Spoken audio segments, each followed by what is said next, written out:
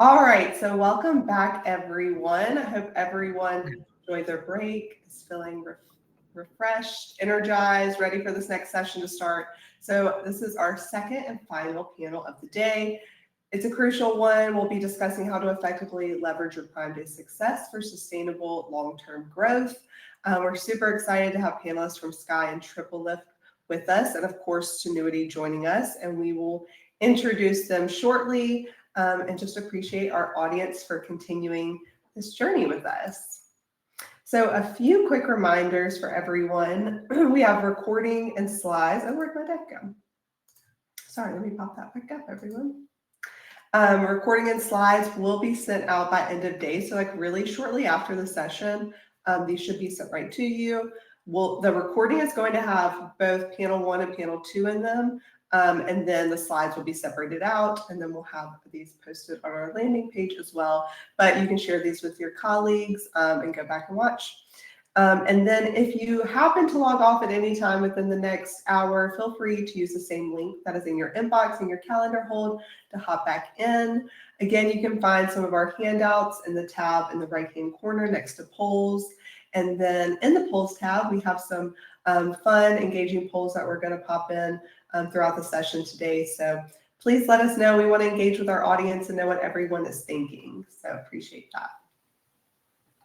And then I will introduce myself again. I know I did this earlier, but just for people who might just be popping in for this session, I'm Catherine Bishop. I'm Marketing Program Manager here at Tinuiti, and I'm your host today, so you'll kind of see me come in and out of the session. Excited to be with everyone. And then just a little bit about Tinuiti before we dive in. We are the largest independent full funnel performance marketing agency in the US. Our patent tech Bliss Point by Tinuiti measures what marketers have traditionally struggled to quantify, bringing clarity in today's complex marketing landscape. So from commerce to search, social, TV, and more, Tinuiti is focused on driving measurable business outcomes for brands. And before we get this panel kicked off, we'd love to hear from our audience. So just want to direct everyone to that polls tab on the right-hand side of your screen next to chat. You can access the poll and let us know your thoughts on this question. So post Prime Day, what's your main goal for sustained success? Some of our options are killer listings, loyal customers, profitable ads, expanding channels, and maintaining momentum. So we'll give everyone some time to answer back there, and we can come back at the end of the session and just see what everyone's thoughts were. And then we have a really great lineup of panelists with us today, all true experts in their areas. And with that, I'm going to go ahead and hand it over so that they can introduce themselves. Joe, I'll kick it over to you to get us started. Thanks, Catherine, and thanks everyone for joining. Like Catherine said, excellent panel today to talk through your post-Prime Day strategy and best practices. I'll be moderating the panel. My name's Joe O'Connor. I'm the Senior Director of Innovation and Growth, focused on Amazon at Tinuiti. I've been at Tinuiti in this role for about 2 years now. Before that, I spent 7.5 years in various roles at Amazon Advertising. And then as our panel kicks off intros here, and we'll start with Nick, would love to hear, Nick, Bob, Brian, a little bit about yourselves, about where you work, but also I'm curious to hear with this Prime Day theme, what's your big planned purchase for Prime Day this year? So Nick, let's start with you. Hello, everyone. My name is Nick Sandberg, Senior Manager, Client Partner here at Tinuiti. I've been working in Amazon advertising since 2015, so 10 years. This Prime Day, I'm looking at a Samsung Art Frame TV, which is just like your kind of normal flat screen TV, but it hangs more like a picture. And when it's in its off mode, it has like a matte frame that pops up, so it looks like a piece of art instead of a big black rectangle on your wall. So if that drops in price, I'm jumping on it. Very nice, very nice. Nice to meet everybody. I'm Brian Edgecombe. I'm a senior industry lead over here at Sky. I've been with Sky for about 9 years now. I've been part of our retail media team since it started probably about 8.5 years ago. So been along for the journey along the way. For those not familiar with Sky, our goal and our core pillars over here around reach, So making sure that our brands and agencies have the core tenets of being able to reach their consumers wherever they may be activating, and then also looking at connected intelligence, so getting the right data points to make the right decisions, so bringing those data points together. And really what we're renowned for in the space is our superior performance, bringing the right tools and activation strategies into the market to allow for brands to really maximize their investments. And from kind of what am I looking at to purchase? I have a lot of summer birthdays in my family. So you're talking about friends, family. So I'll be researching what good deals are potentially out there. What can I get somebody? Maybe surprise some people around what's potentially out there. And hey, everybody, I'm Bob Coon. I am the SVP of North American Sales here at TripleLift. Like Joe at Tinuiti, I've been here just under 2 years. I also spent a bunch of time at Amazon Ads, just shy of 13 years there in various capacities. And if anyone isn't familiar with TripleLift, what we do is we call ourselves the creative SSP. We have integrated with both Amazon and Walmart DSPs to make native, creative CTV ads and display ads available through our supply on those platforms. And we have some really innovative formats. We've taken the Amazon rec format and have applied it to native to make it more performant. So really excited to be here today. And my purchases are not as aggressive as Nick and Brian's this particular Prime Day. I'm just looking, I've been trying to eat healthier since the start of the year. So new sources and interesting sources of protein, or protein bars, protein snacks, those types of things. So I'm probably more in like the $5 to $25 price range, not the multi-$1,000 price range. So, but nonetheless, a replenishment product that can be very useful for post Prime Day strategies. Oh, I mean, Bob, you're a veteran at this panel thing, clearly teeing us up like that. What I will tell you, Bob, is I like my friends and family a lot, but multi-$1,000 is not on the plate for birthday presents. I can tell you that. Fair. That's fair, Brian. Yeah, and Nick, I am gonna have to look into that Samsung TV you're looking at, because that's on my list. My family, we just moved into a new house at the end of last year, and I'm setting up my TV room, and yeah, there's a good deal on a new TV. That is definitely on my list. Great. And just before we really dive into the panel, just for the audience on the line, we're gonna, as we were prepping for this discussion, actually Brian suggested, I think, a kind of a fun game to keep things a little engaging. So, I think increasingly, if you've ran Amazon advertising for the better part of the last 3 years, I think you've observed a trend that Amazon Marketing Cloud is starting to become ubiquitous. Whether you're just running now sponsored ads, or you're running across sponsored ads and DSP and STV, kind of regardless of where you're running ads on Amazon, AMC is increasingly becoming a core component that's feeding your strategy or building your targeted audiences. So I think you'll hear that referenced quite a bit in this panel as a result. So every time you hear one of the panelists mentioning Amazon Marketing Cloud, AMC audiences, just give a little a plus into the chat, and we'll see at the end. We'll tally them up and see how many references we got in here. But diving right in, going to go a little, I think, against the grain of what's probably panel best practices, and just start out of the gate with what I think is the most important question here. So I want to hear from the panelists. What should be the most kind of highest priority kind of action that a brand should take coming out of Prime Day? And Brian, let's start with you first. Yeah, absolutely. I think the core one is what everyone's likely thinking, which is really around continuing to, capitalize on the momentum driven from Prime Day, right? When you look at it, it's going to be quickly understanding what's worked from an ad format perspective, where are we driving the results from, but then also capturing a lot of, how do we not only just look at those new customers, but how do we retain them? How do we grow that customer base as we really look to continue to expand on the opportunities that are potentially out there, from repeat purchases to cross-sell, upsell. That's going to vary a bit based on the brand, but in general, it really is about sustaining that momentum that comes from Prime Day. Yeah, I can jump in there. I'll point out a few things that are maybe a little bit less obvious, but obviously worth paying a lot of attention to. So you really want to check your inventory levels post Prime Day. Obviously, the effort is to drive a lot of volume, and now it's a 4-day event, so volume can shift tremendously. So just make sure that coming out of Prime Day, you aren't pushing anything that's either sold out or at risk of selling out a little bit sooner than you can replenish. The second one that I do want to call out is there's a lot of browsing, clicking, considering, adding to cart that's happening on Prime Day.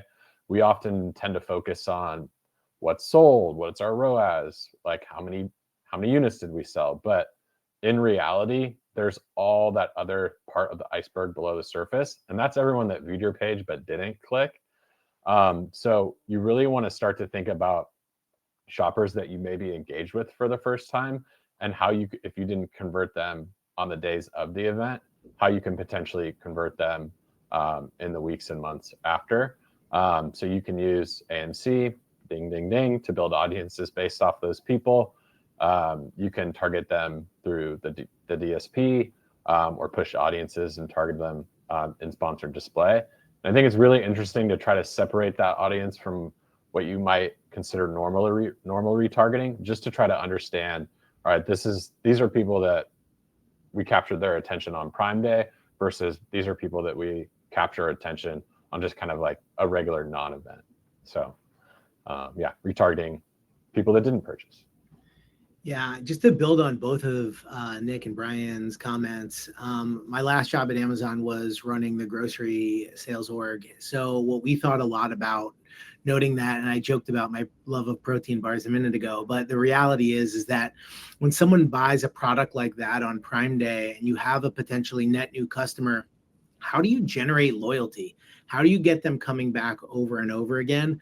And some of that may be doing an analysis of the data in AMC to understand exactly the type of customers who are buying your product during Prime Day. Does it look the same as the customer who's buying it throughout the rest of the year? It's a discovery moment, right? So you've converted folks for the first time. They're not brand loyalists yet. So making sure, I think a retargeting strategy also not only of people who didn't convert, but those who did, with different messaging. The creative is going to matter a lot here, right? So what Nick was just talking about was the notion of retargeting folks who didn't convert but were considering the product. What I'm suggesting in addition to that, because that's a very important strategy, is for the folks that did, how do you generate a loyalty message in a market that allows you to optimize the creative and then drive retention? Hopefully your product's great enough that when they taste it and they love it, that they want to come back to it, right? So that applies to all sorts of consumables, not just things you eat, but also soaps and things like that. So anything in the CPG or grocery space, I think, is really important to be thinking about a retention and loyalty status after Prime Day. So it's smart that it's a starting point for customers, but you want to be thinking about that long-term value and growth for your brand. Yeah, I think that makes so much sense, Bob. And yeah, I think that's a recurring theme we're going to hear a lot in this panel. Is I almost think about it as like, how do you extend the value you derive from Prime Day beyond Prime Day? So right, like I think it makes sense from so many different angles, from the clicks you're paying for, to Nick's point, not all those clicks convert. Let's not let those go to waste. Let's like retarget them, right? If you're gonna get a bunch of, it's a great opportunity to land new to brand customers. Let's make sure those become repeat loyal customers. Like, what can we do to do that versus just having them be those like discount shoppers on Prime Day? So that makes so much sense to me. And Nick, you had mentioned kind of leveraging AMC audiences for sponsored display and things like that. And obviously, right, that's a kind of a newer feature, particularly on the sponsored ad side coming into this year. But curious to hear your thoughts. What are some other new ad features and tools that you're kind of leaning into as you're planning your kind of post Prime Day analysis and strategy with some of your accounts that maybe weren't available or, kind of not widely adopted last Prime Day? Yeah, I mean, one that I feel like is underutilized, it's definitely not new, but I do feel it is underutilized, is brand metrics, which lives in Ad Console. It's a really good tool to view your kind of like total business, right? Because it takes into account what you're doing in paid. It also takes into account what you're doing in organic. It breaks it down by funnel so you can see awareness, consideration, conversion.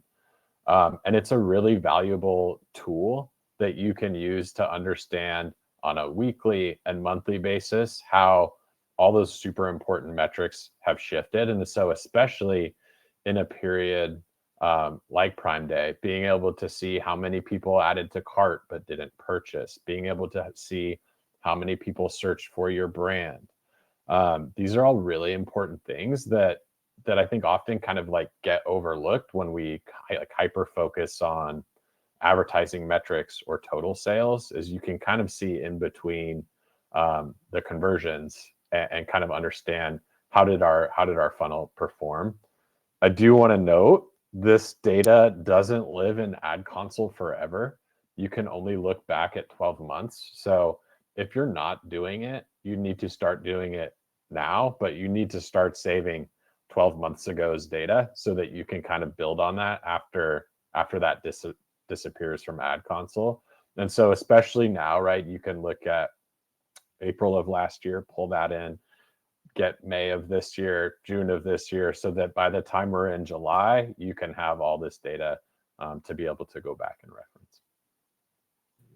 Yeah, and I know kind of on a similar note, things like stream data had some limitations there in terms of the historical look back. That's one of those areas where, from a Sky perspective, we've looked to give that provide of where is that data potentially coming from, and then how's the data somewhere. And a lot of times, especially historical data for us, is something that we try to house within our databases so that you can reference it. You can do those year-over-year comparisons in a lot of those cases. And I think to Nick's point, there's a lot of really strong metrics that are available from the brand metrics side, which you might potentially want to bring in through like a selling partner API. Those may be familiar more with like a vendor central connection point is how that's typically referred to. But then you also look at, and here's my chance to say AMC, you start to look at AMC and some of that path to conversion, right? You start to understand how did a consumer potentially move throughout experiencing that streaming TV ad, and then moving towards understanding that something that happened within the DSP,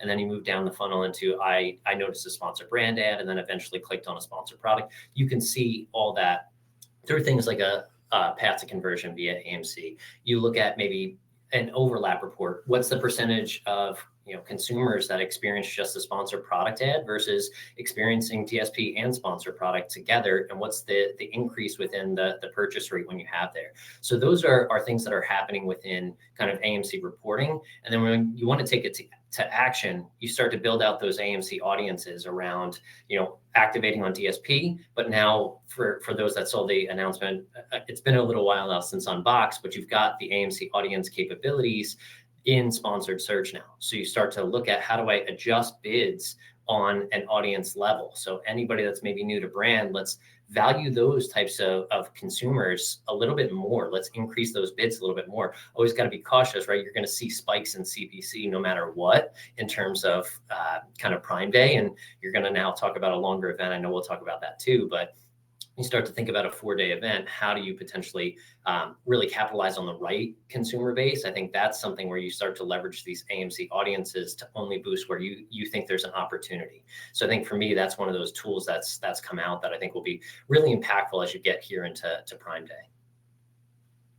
Yeah, and like plus up that point, Brian. I mean, just the bid boosting for sponsored ads based on AMC audiences is something like our team and clients have adopted. I mean, just leagues faster than when AMC audiences originally launched on the DSP. Tons of great use cases for that. So definitely agree. And Nick, just to follow up on the brand metrics, just in case anyone in the audience like hasn't used that before. So just to navigate to that, it's in the left-hand panel of the ad console. Is that under like the measurement tab? Yes. in the ad console?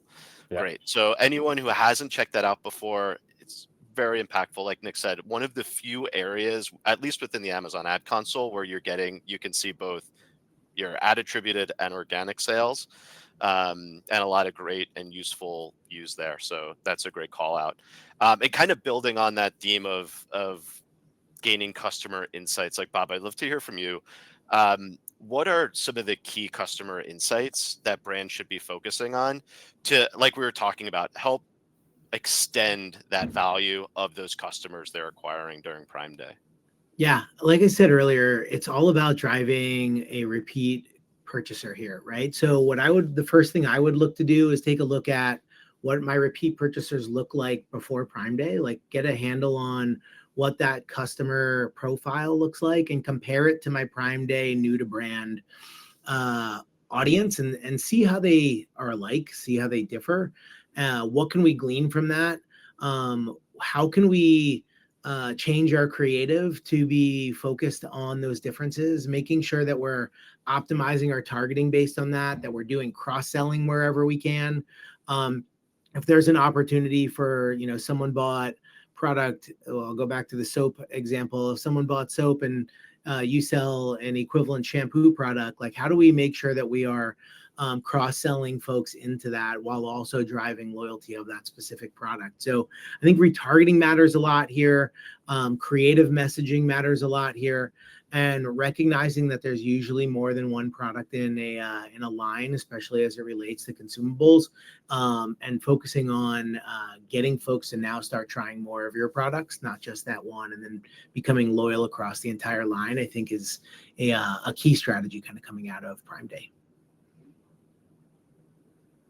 Yeah, I'm going to come in and support Bob on that one too, where it comes down to not just repeat purchase behavior, but also understanding kind of the long-term value that clients are going to potentially give you, right? So you start to think about, if you're getting repeat purchases, it's not just the initial sale that you should be capturing and measuring your success against. It's going to be, how do you start to understand how they have come back? What's the overall revenue they're starting to drive for the business?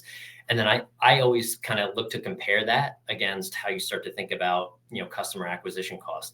Again, I'm going to use AMC here. You start to leverage that type of reporting to understand where is lifetime value and where is that kind of customer acquisition cost. Comparing the two against each other gives you a much better picture as a brand and as a business of what the true return of your investment is, versus just leveraging things like a ROAS or something along those lines, because you're looking deeper in terms of the data point, but also at a longer time frame to understand some of those kind of repeat purchases, maybe additional purchases that happen too. Two really good points. Lifetime value, customer acquisition cost, obviously super important on an event like Prime Day. You were trying to drive sales. You were trying to get those customers to repeat purchase over time. So I'll take a contrarian view and just talk about something else. So what about the audience that you reached that didn't convert, right? Most brands spend quite a bit of money on Prime Day, right? And that means lots of impressions, lots of clicks, and often we focus on the sales. So there are different customers on Prime Day, right? Everyone shops a little bit differently when they're looking for a deal. They're potentially conducting broader searches. Perhaps they're more curious than normal. And so you can make the argument that that those types of people that maybe land on your page are more incremental to your brand than someone who's searching for you on a regular Monday or Tuesday that's in need of your product, right? So someone's just kind of adjacent, maybe a little bit interested in what you're offering. And that's a really interesting audience to continue to try to reach. And so I think, creating audiences based off those people specific to that event or that lead-in event could be a really good opportunity to continue to try to target them after the event, right? So yeah, just trying to think about how can we fill the hole in the funnel and just make the most of all the spend that we're planning to deploy that perhaps doesn't convert then. How can we potentially target them outside of Prime Day when cost per clicks are lower, CPMs are lower, brands have run out of budget? It's a good time to try to reach consumers that maybe you gathered their interest during the event, but didn't quite convert over that short period of time there. Yeah, I love that thought, Nick. And I know it's something a lot of our teams do kind of now almost as a standard coming out of the big Amazon tentpole events. And again, I think a lot of it goes back to like, how do we extract the most value out of all of the intent signals we see during Prime Day, whether that's a sale, an add to cart, a detailed page view, the sponsored ad click. Like, how do we maximize the value of all of those actions and events? And then just adding on to Brian's quick point, because like, I think lifetime value and again, all these kind of really dovetail well together, all the points made from the three panelists, but lifetime value, I think, is super valuable. It really allows brands to understand, right, the true value of a customer beyond just that initial purchase that really ROAS or ACoS illustrates. But it could be a complex analysis to run. So I will mention that in AMC, if you have an AMC instance and you're active in there is a nice templated query you can run. Amazon actually within AMC calls it long-term value report because it goes back 12 months. Obviously working with partners like Tinuiti, and we use Sky. We've got our own ways to illustrate that we provide for our clients. But for anyone who is looking to understand that a little better, there are some templated queries in AMC to at least help you get started. And then kind of moving on to building on something Brian had mentioned in one of his responses earlier, a big change this year in Prime Day is Amazon extended the event. So historically it's been 2 days. This year it's 4 days. So curious to hear everyone's thoughts on how they anticipate the extended event, impacting consumer behavior, advertiser strategy, et cetera. And Nick, if you want to lead us off, feel free. Sure. I see the expansion into 4 days, up from 2, up from 1 when it first started. Really just trying to solve a problem that advertisers have faced, which has been accelerating over the last few Prime Days. So search CPCs are obviously super high. CPMs tend to be higher as just brands rush to push budget into such a short period of time. So hopefully stretching the event out over 4 days allows marketers to kind of like, one, potentially avoid higher CPCs, but dip their toe in day 1, day 2, make those optimizations by day 3 and day 4, figure out what keywords, what campaigns are really going to work that will, drive sales, but do so efficiently, right? And so, like what I just mentioned, there has been a growing issue and problem, and I would say especially in CPG and places like vitamins, where if a click is getting up to just under $10, it's almost unpalatable for a lot of advertisers, especially if your average order value is under $20. It just doesn't make as much sense. And so I think spreading it out over 4 days is kind of Amazon's solution to help advertisers feel like more comfortable with the event, to be a little bit less aggressive to start, knowing that it is 4 days long. So you see that around Turkey 5 as well. It's a lot easier for brands to kind of like manage cost per clicks, volume, and efficiency when there's just like a longer lead up in terms of that increased demand on site. Yeah, and I think a couple of things I might chime in on the back of what Nick's mentioned there, and slightly back to our former point, is really understanding that acquisition cost, right? If it's costing you $20 a click and your product's worth $20, your return there isn't that strong, especially when you start to calculate everything else in there. So really make sure that when you have these investments, that it makes sense. And that you're not overpaying in certain segments. And then you start to look at that pacing element of it too. It really becomes very complicated. There's going to be more budget into these areas. I think that's going to be one critical piece in looking at the strategies you take, from maybe a day parting strategy that you look into. How do you maybe stretch some of your optimizations throughout the day, and maybe testing out higher CPCs at different hours of the day. Again, Stream is a great use case there, because you're able to gain some of those hourly insights, or you could always, again, use AMC to find some of those insights that you have there as well. But I'm also very curious, just from a broader macro standpoint, how is this going to impact kind of urgency, right?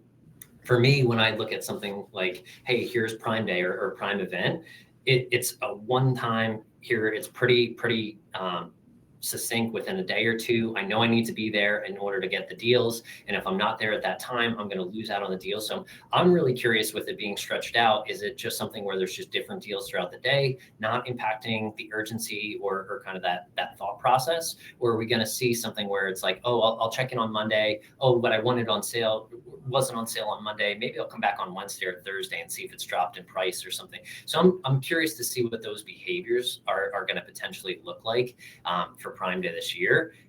Yes, it's major kind of macro factor I'm curious about. And to just jump in on top of both of you, first of all, like we should probably start calling it like Prime Long Weekend or something like that.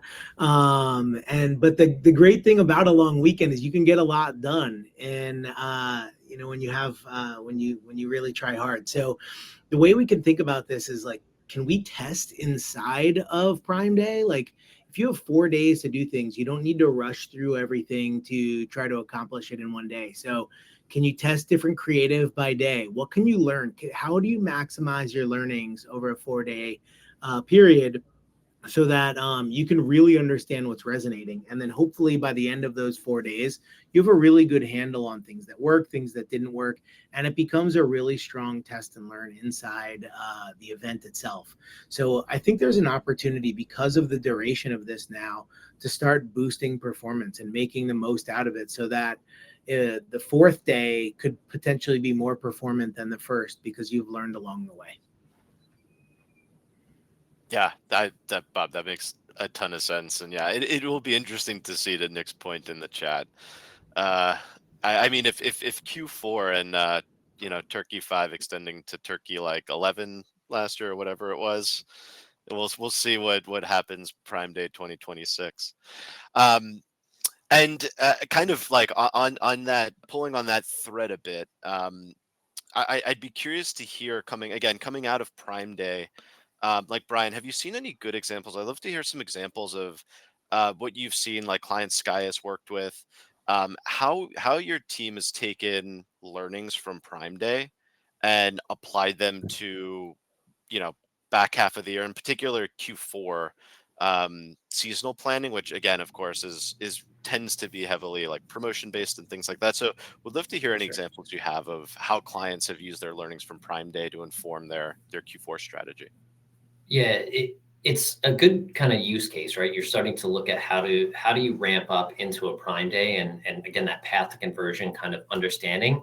So if you're using strategies that are really around driving brand awareness as you start to move through that path to conversion, and you're seeing that as a successful play here in Prime Day mid-year, you start to look at, the October, the Q4 planning, and you start to say, okay, it's important to drive brand awareness 2 weeks out of an event or when we're getting ready to have some of our deals go live. And that type of path to conversion reporting can be really, really, impactful. And then again, to one of the things we mentioned earlier, AMC audiences. So you can build audiences off of, people that have converted here in Prime Day mid-year towards, the same type of audience you want to target in Q4. So you start to leverage, again, those insights that you're able to gain and then target those types of audiences. And I think maybe the hidden superpower of AMC audiences are lookalike audiences. So you start to find like, okay, maybe we have those purchasers now. We can build a lookalike audience as well to try and extend. So you start to look at those extensions of where we're at, and then that gives you some additional reach, some maybe new to brand consumers that are coming in for your brands. Yeah, I agree with all of that. I think you have two big events after Prime Day, as we just talked about, right? Brian did a good job of highlighting the October event as well as holiday season. So the best brands are taking that, what they've learned from Prime Day, they're applying it to their everyday for sure, but they're definitely should be walking into both the October event as well as the holiday season more informed about what is driving purchase for both loyalty customers as well as first-time buyers. So staying on top of that, understanding that, making sure that you're driving more first-time buyers in those next events, and then also having strong strategies to drive that through into acquisition, that you're really doubling down on basket building, as I touched on before. Replenishment's going to matter a ton. And then you also have the gift giving element of Q4. So luckily already Brian's in market for gifts for the birthdays. So we should use people's in like the type of person that he'll be looking for and shopping for as information as well in the holiday season. But there's a lot to be learned, I think, from the different strategies coming out of Prime Day that you can apply to the Q4 events. Yeah, Brian and Bob make two really good points there. A thing I would add is just coming out of a Prime Day, understanding what your new to brand entry points are at a product level, right? So looking at which ASINs are driving the highest new to brand, but potentially on the other side of that is like looking at which ones are driving new to brand repeat, or which ones potentially didn't drive as much new to brand. And so to piggyback off what Bob said, there's, you might, and Brian, you might have some ASINs that you want to use for awareness to try to get that first purchase, but maybe that there's a subset of ASINs that you would want to put in front of existing customers or customers that you acquired over the last 3 months. So understanding which parts of your catalog are best for driving that first purchase and which are better for loyalty and repeat, I think is really interesting information to carry into Q4. Awesome. Yeah. I mean, again, definitely, right. I think a trend we've seen throughout this panel is how can we make those, first time Prime Day customers these brands are acquiring into repeat purchasers into Q4. So last question I have for you all before we jump into any audience Q&A. One thing, a trend that I think has been observed increasingly over the last couple of years around Prime Day are shoppers aren't just browsing and shopping on Amazon during Prime Day. Increasingly, we're seeing them check out deals on Walmart, like price comparing against Walmart and Target and other e-commerce platforms to really find where they can get the best price. So curious to kind of end things on a little bit of a non-Amazon note, which is funny given this is a Prime Day focused panel.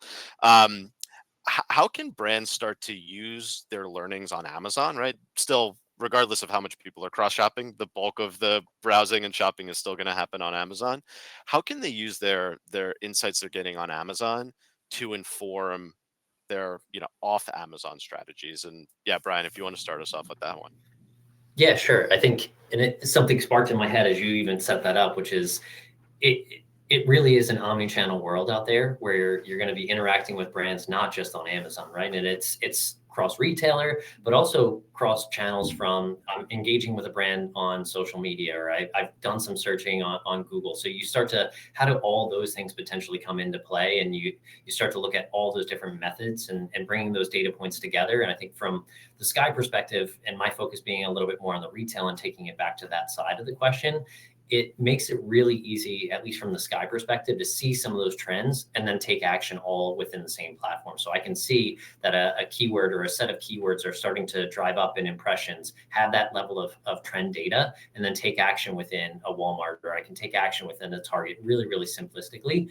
And then you also start to look at Amazon being the leader in data and the data space, but we're seeing some pushes on some of the other retailers from Walmart and being able to get things like kind of cost at a more real-time perspective. So that's one of the things that Sky has actually done, is brought in some of the current spend intraday so that you can see, where am I pacing currently? How much of my budget has been utilized? I'm at 10 a.m. and I'm at 90% budget utilization. That's something I need to take advantage of, a potential optimization to push more budget, because we're seeing, a lot of spend there, maybe at a better day parting strategy. So seeing that level of insight, and now getting not just that level of insight from Amazon, but also from Walmart, where we know there's a lot of delays in data, can be really, really powerful. So I think that's what I've seen from the application, is understanding where are we at from a pacing perspective, do we see trends within the growth perspective, from keyword sets that I want to take advantage of across some of these different retailers as well. Brian's right. Amazon's the most advanced platform for an insights perspective, hands down. And there's a lot to be learned from them that you then apply back to Amazon. But I think it's clear, and Brian just touched on it, is there's so much you can apply off of Amazon to other retailers where the capabilities exist. I'd say for sure, there's third-party data that exists either in other DSPs or even within the Amazon DSP. Not that you would point it to other retailers for sure, but we have third-party data at TripleLift inside the Amazon DSP at no additional cost to help plus up some of those campaigns on Amazon.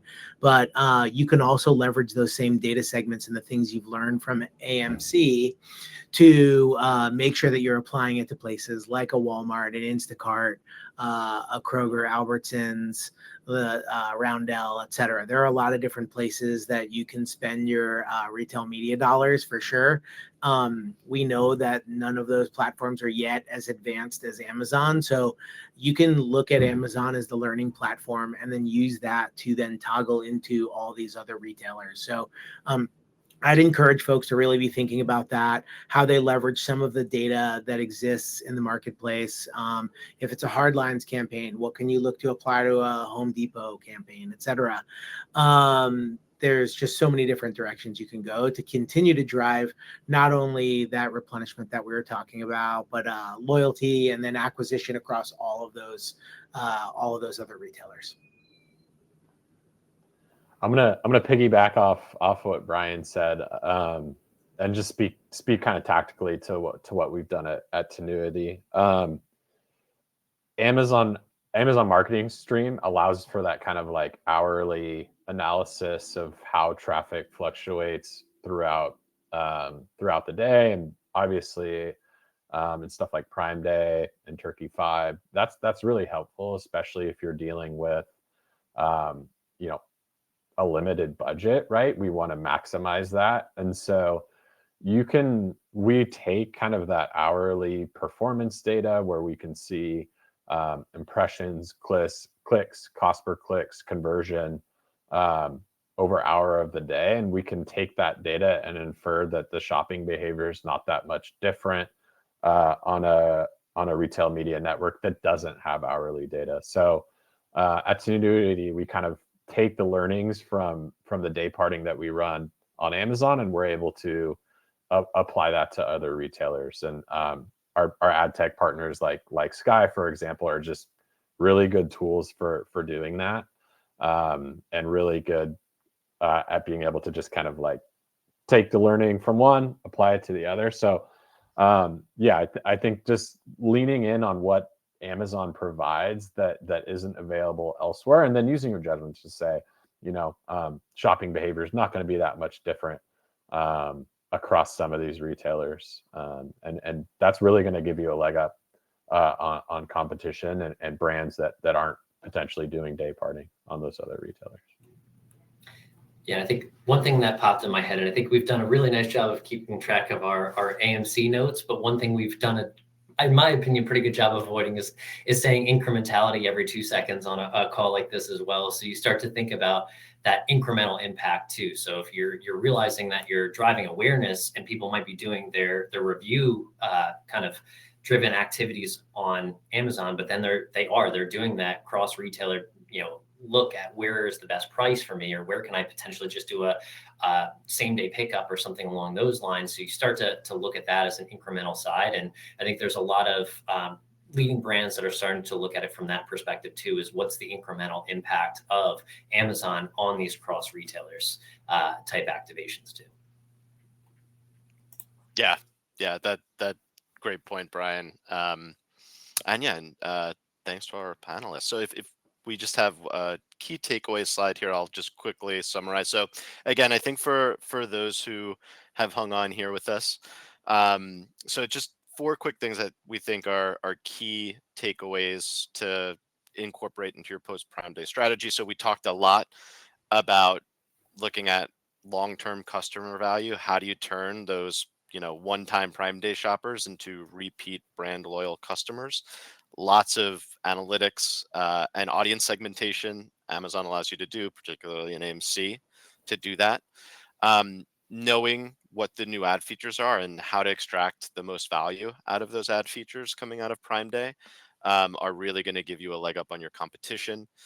As much as possible, we talked a little bit about like Amazon Marketing Stream and a couple other ways, like Bob mentioned in the 4-day expanded event, doing some like creative testing in real time during the event. So optimizing in real time. And then in the prior panel, they might have mentioned too, especially during the event, making sure you've got comms set up both internally and with all of your partners you work with to make sure that you can communicate as efficiently as possible during the event and make decisions quickly.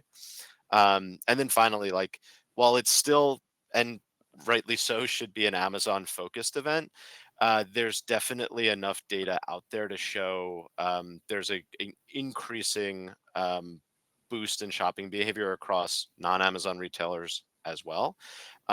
So understanding how best to expand beyond Amazon, and actually not only with your retail strategy with other retailers, but also I think Bob had made this point, even in promoting your deals on Amazon, extending your media buying beyond the search page of Amazon. So the importance that things like DSP and streaming TV play both in the lead up and during the event to really maximize your reach during that event is increasingly important. So really being thoughtful about how you're expanding both your media strategy as well as your retail strategy beyond Amazon is really key. And with that, Catherine, maybe I'll kick it back to you if we have any Q&A. Yeah, that was an awesome discussion. Thank you to all of our panelists on the stage. I think it's just really, these conversations are really important, and I hope our audience has a lot to take away for like how to turn their Prime Day wins into long-term growth. So time for questions. Please submit them in the chat. For those interested in connecting further with the panelists, you can use the QR codes here on the screen. These will link out to their LinkedIn pages. So if in a couple hours from now you're like thinking about something that Nick said and you're like, I have a question for him, you can use these links and make sure that you connect with them. I'm not seeing any questions come through, so we will skip over Q&A. But again, if things come up later on, please let us know. And then also in the poll tab, you can let us know if you want to follow up after today. We will reach out. So that is at the bottom poll there. So please let us know.